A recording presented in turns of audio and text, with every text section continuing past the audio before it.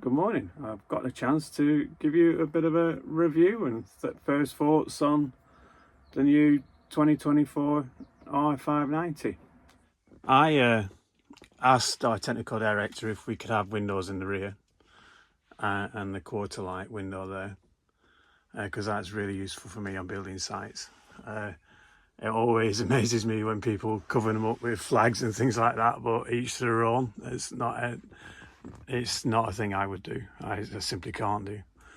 But yeah, the visibility, if you can see the mirrors, is wonderful. A clever thing, if you notice the Class 5 mirror, is it that one there at the front? In the old Scania, the soil from if you see the arc of where the windscreen wipers go, the mirror would sit in the dirty area there on the windscreen, and that was not very convenient, because if you've been away for a couple of days and it's all dirty, you couldn't see out the mirror, which is no good to anybody. I think a really nice touch for that as well is that here there's controls for all the mirrors, including the one on the front and the curved one there, that one and that one, which is very, very useful, if you ask me. Very useful to me is the axle weights. I'm sure that many viewers who drive modern Scanias will know this, but I didn't know this. But here, that kills all the extra lighting when you're driving along at night, which can provide quite a big distraction and reflection into your windscreen. So I've used that a few times, and I think that is a very, very clever and useful idea. Like most modern lorries, it's got a DAB radio, which is wonderful, because my old Scania, it couldn't remain tuned into a radio station to save its life. They never do they? I don't know about other lorries, but mine was absolutely dreadful, and the one before that was even worse. So we do have, I don't know, traffic messages, a built-in sat-nav, which is great. I thought it would be truck specific, but it doesn't seem to be. But that isn't a big problem, because I'm a bit of a traditionalist anyhow, so that's fine by me. Actually, it does have CarPlay, which I think is absolutely wonderful. So we've got a tipper gear, or hydraulics, because it's not necessarily a tipper that I might be using. Air dump for the seat, which is great. I've got heaters and coolers and lumbar support.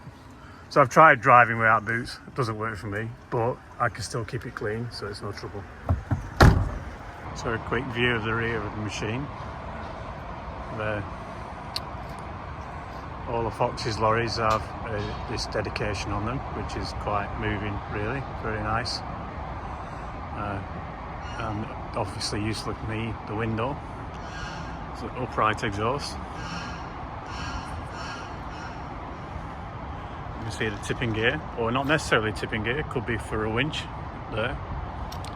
A useful and interesting thing, if you see the Susies match the trailer, so they're not crossed over and they sit neatly. I don't know if that's a more modern thing, but I've got to say, if you the people who spec your lorries spec them like that, that's a very, very cool thing to do. I think that's really important to me, that. So on this lorry, it's the rear axle lifts, which shortens the wheelbase and makes the whole thing a lot more manoeuvrable for reversing, which I've got to say is greatly appreciated in comparison to the oil tanker turning circle of the old lorry. That is much more useful on modern building sites. Some viewers have been asking me about my trailer. So the trailer is a Nooteboom OSD, which means Opperlager sliding deck in Dutch. Opperlager being the word for trailer. So if you can see here, it's only out a little bit, so it's about 9 foot wide there to fit a 20-ton digger. But if you think the original size of trailer is there, and how much the track would be sticking out, it's permissible because you're allowed a third of your track to stick out. But you can see just how safe that is. That's a really much more safe idea, and it goes all the way to the end. The ramps come wide too, and it makes it a safe proposition to get the machines on and off, especially when it's wet and rainy like this. The control systems are here, and if there is a full drawback with the trailer, you can see that they stick out, which does make them a little bit vulnerable. You've got to be pretty careful. We have double hinge ramps, which mean that the slant as it comes down is very benign, and so it's not a dramatic bump when you go over the balance point with the digger. That little emblem, if you know, you know. But if you can manage being on one of them, you can certainly manage one of these. So we have very generous tool lockers on the sides on this trailer, which is wonderful. Very useful toolbox on the neck, which, believe me, is fully utilised. It did come with an aluminium box that went to about here, and which is wonderful, looks really smart, but if you can see, when you're putting buckets on and things like that, it just becomes quite hard work to try and use properly, if you know what I mean. It's just asking to get damaged. So I removed it immediately rather than risking it getting damaged, and we can save it in the unlikely event that I ever go to a truck show or something. We can use it for display. So we have our marker boards that pull out, and we have these marker boards which can go on a frame to the rear. Today I'm using the fabric ones because it's not, we don't need lights because it's not dark, and the fabric ones are just a bit quicker to use. So I put an extra piece of timber here and got it fitted in with just with a strap, because it protects the original timbers. It protects the holder rail for the pop-up ramps, the little aluminium ramps up there. But importantly, if you want to get a dumper or something up onto the neck, it makes it like a step, so it bumps up really easily. So rather than battering in this thing here. It makes me smile, the steering, as this is a rear lift tag and not a double drive on steel, the steering is considerably lighter and a bit easier, I've got to say. It wasn't like the old one, which was sometimes you proper had to swing off that steering wheel to get it around a tight corner. So the thing I was concerned about was the retarder, if the new style retarder would be as effective as the old one, and I'm pleased to report it's excellent, absolutely brilliant. I'm not sure how it works, I need to look it up actually, but whatever it is, however it works, it's excellent, it's very good. I took a 350 up to Carlisle, and there's a good few hills on the way up there, and the system held itself at 40 mile an hour uphill and downhill, no trouble whatsoever. The expectation is, and the electronics on the lorry tell you to do it, is to get on the cruise control. They expect you to be on that cruise control. They don't, it maintains a better fuel economy, and the lorry is telling you to do that all the time. It's reminding you to get on the cruise control and allow the electronics to do the driving, which some people might be quite uncomfortable about. And it's not something I'm used to either, but you've got to try and pick it up, see if we can do it. You've got to see. Now it's dropped off the power. The revs are running at 500 revs there. It's freewheeling, which when I was a young lorry driver, you didn't freewheel anywhere. That wasn't a thing to do. But these modern lorries, and to be fair, this was a system that was on the R520 as well, but it was almost impossible to use on a manual gearbox. It will disengage drive. It will give you a thrust up the hill, and then when you get to the crest of the hill, it will drop off. And apparently that is good for fuel consumption.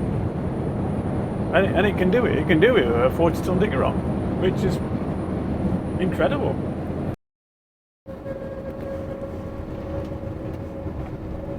If you're not evolving, you're stood still, you're falling behind. So now the way is you set the cruise control, don't get on the accelerator, let the cruise control get up to speed, changes all the gears, and up it goes. It's just dropped off again, then it's re-engaged at a lower rev. So it's on overdrive, it's doing the gear driving, it's changing all the gears for me, I'm not inputting in that whatsoever.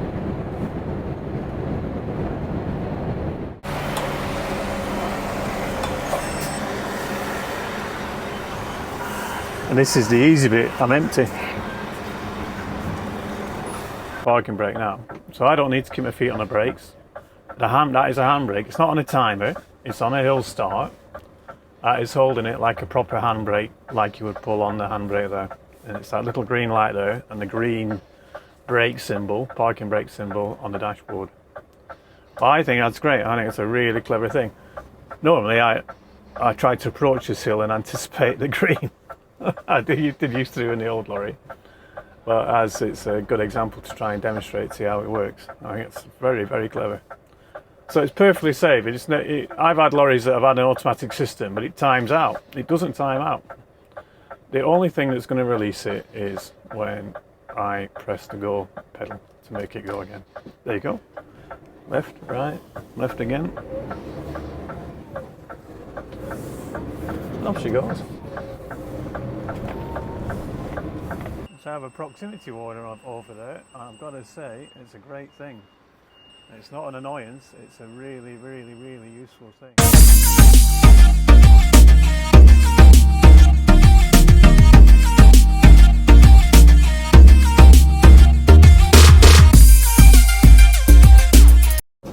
So I'm glad I've got windows, mirrors. The load transfer is working incredibly well. I've got a grip where I didn't used to have grip. That's good. It's not sticking out too far at the back, we're alright. Quick look through the window, yeah, we're good. That's 1/4 squared away. As for power, the engine is untroubled by the weight of the 250. Completely untroubled, you wouldn't know that you've got it on. Transfer on. I might need to get out and move them red and whites. We'll just see what it looks like before. We'll give it one go first. They've got them there, they clearly don't want you to go over that bit of tarmac there for whatever reason that stone's there. Although it doesn't feel like it at the time, they are not designing these places to make it really hard for you. Yeah, I'm going to get that. Quick little bite out of it.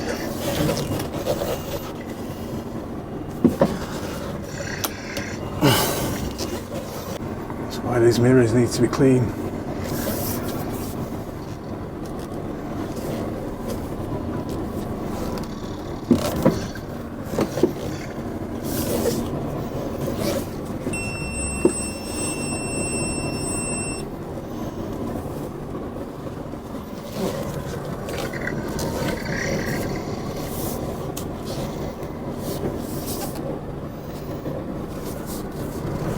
Not through till we're through. That's us.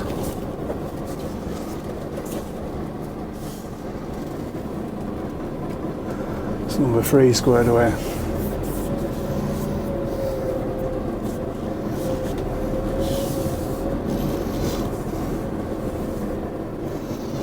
So this is a bit of a tricky cam, but might have a bit of timber scratching here.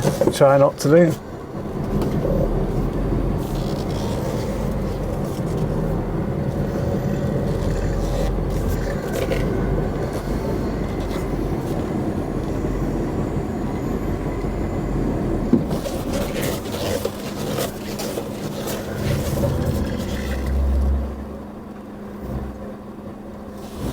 Very good.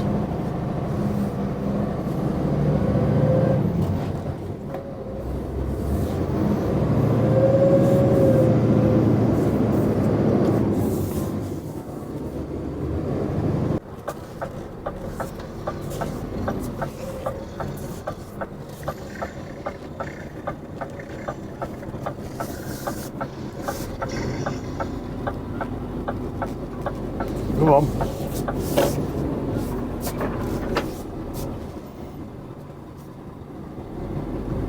Yeah, nicely done.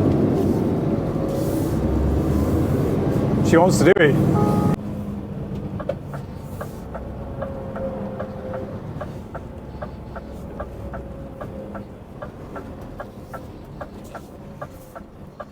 This is when you'd be grateful for people to use their indicators so you can see where they intend to go. That'll do, that's us, let's go. I can't afford to go on that curve, I'll have a tyre off because of that, especially with this thing on. And now, straight into a climb from zero, from dead stop up to a climb up to motorway speed. Well, motorway speed for me in this is 40 miles an hour. Here she goes.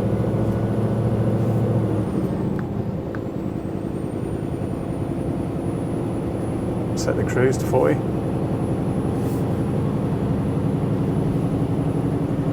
I'll let it do the work.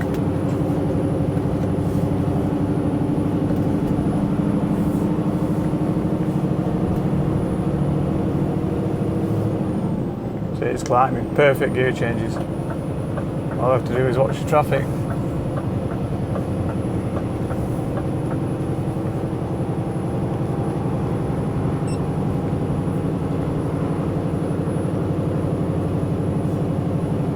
So that's on cruise control, taking that up there.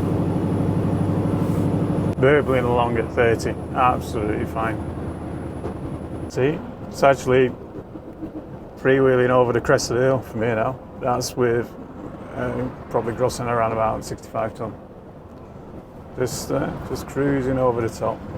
35 mile an hour, max speed is 40. Miles per gallon, if you're interested, at this minute, 106.6. We'll see how long that lasts. When she's back in gear, and even now it's gently coming into gear. It's only running about 900 revs. And she is up to 40. I might need to drop a bit of retarder on it in case it doesn't come in itself. Let's just see. Yeah, just a bit of extra retarder there. 2 clicks on the retarder, and there you are. She's sitting at 40. And this is with a 65 tonne machine, or 65 tonne gross. Simon over there. Oh, it's come off the power completely. It's coasting over this hill again. And believe me, when I was a young driver, the idea of allowing your lorry to coast was seen as a very sketchy thing to do. A silent seventh wasn't a thing to be really doing in your lorry. But it's designed to do it. That's what it's doing there. It's completely in control of what's going on. So it's just back on the power now. Automatic retarder, the hill control, just come off the power again. Just coasting over it, but probably the final hill before we get to our motorway junction.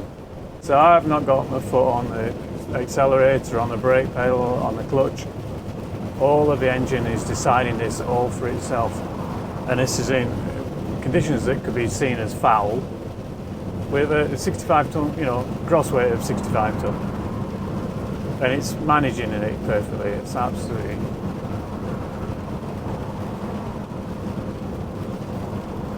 It allows me, to be quite honest, more time to concentrate on where we're going and what's going on in the mirrors, rather than concentrating on watching the rev counter ready to change up to the next gear, And believe me, I was incredibly sceptical about an automatic gearbox in a low loader truck, but this little exercise today has reassured me that it's quite a useful piece of kit.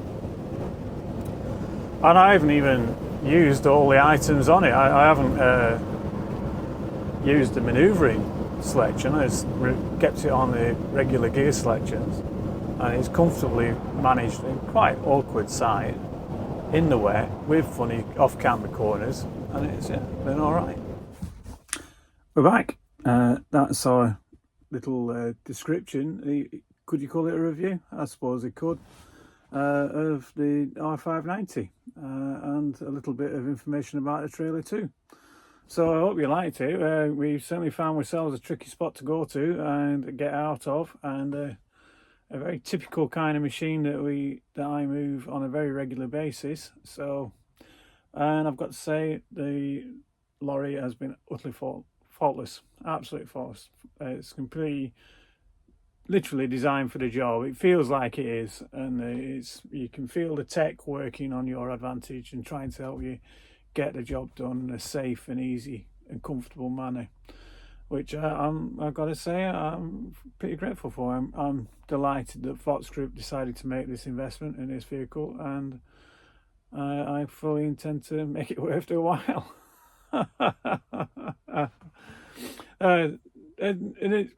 It's no disrespect to the old R520i. That was an incredible machine. They gave the company nearly 10 years of solid service, of pretty hard work every day in 10 years. So that's a pretty good value machine, that was. So it's just that this one is a little bit more modern, obviously, a bit more comfortable, and a little bit actually easier to use, which is no bad thing, I've got to say. So thank you for watching. Keep an eye out for the regular vlog, which is usually out by Sunday afternoon.